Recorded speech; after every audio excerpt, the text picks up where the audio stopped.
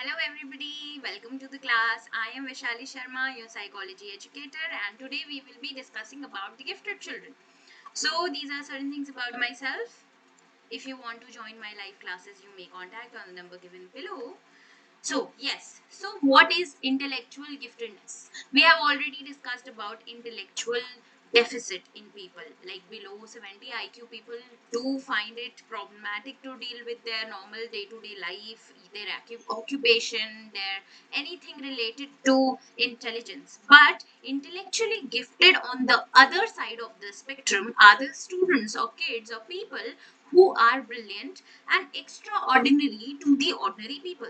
So they have advanced logical thinking, they have advanced questioning, advanced problem solving behavior. They might sometimes be very what do we call it, bored in the normal classroom, because the people who have the similar amount of intelligence are not similarly found in the general classroom.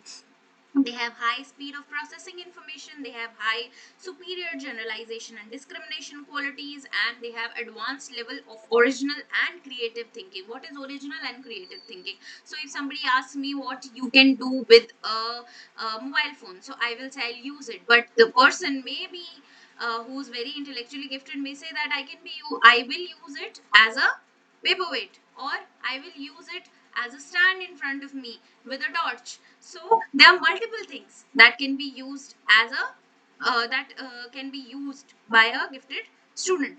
And there are high level of intrinsic motivation and self esteem. What is intrinsic motivation? अंदरूनी motivation मतलब जिस motivation के लिए मुझे कोई reward नहीं चाहिए, मुझे ये नहीं चाहिए कि मुझे कोई पैसे दे या मुझे कोई आगे से गुड बोले, ये मुझे अंदर से लगता है कि I want to achieve something.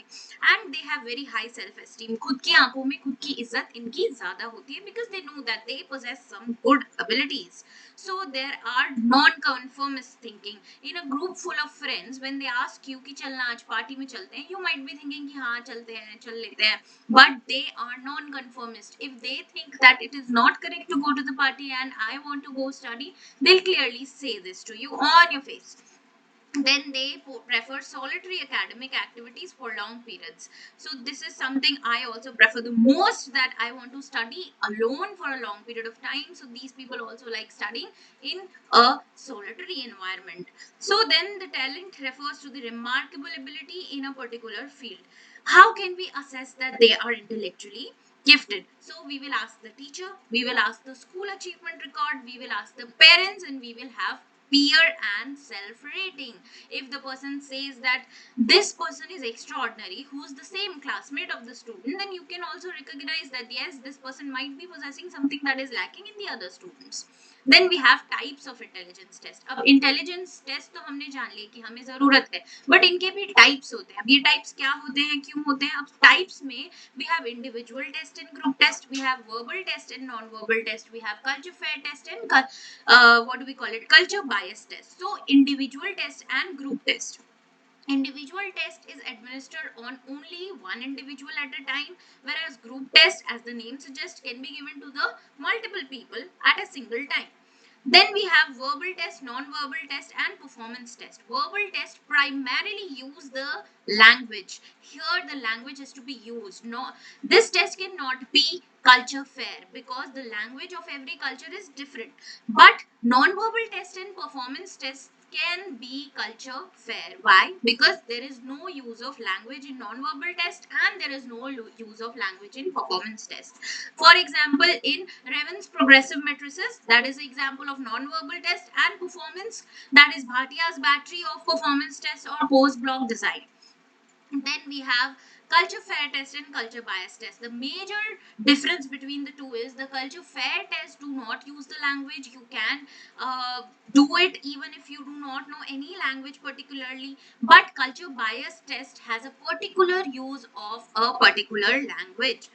Then we have certain people who has done intelligence testing in India. First of all, CH Rice, he attempted to standardize BNA test in Urdu and Punjabi. With this, I remember that yesterday in the last lecture, I told you that IQ was given by BNA, but no, it was given by Lewis Terman. The formula of MA upon CA into 100, that is mental age upon chronological age into 100, was given by Lewis Terman.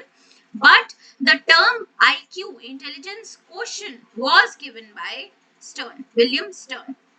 Okay, then Long and Mehta prepared a mental measurement handbook listing out 103 tests of intelligence in India that were available in various languages. Then we have S.M. Mohsin, who had pioneered the attempt of constructing an intelligence test in Hindi in 1930. Then we have Mahalanobis attempted to standardize Binet's test in Bengali. So now you have already seen C.H. Rice did it in Urdu and Punjabi, whereas Mahalanobis did it in Bengali, because people from different states need their own language version.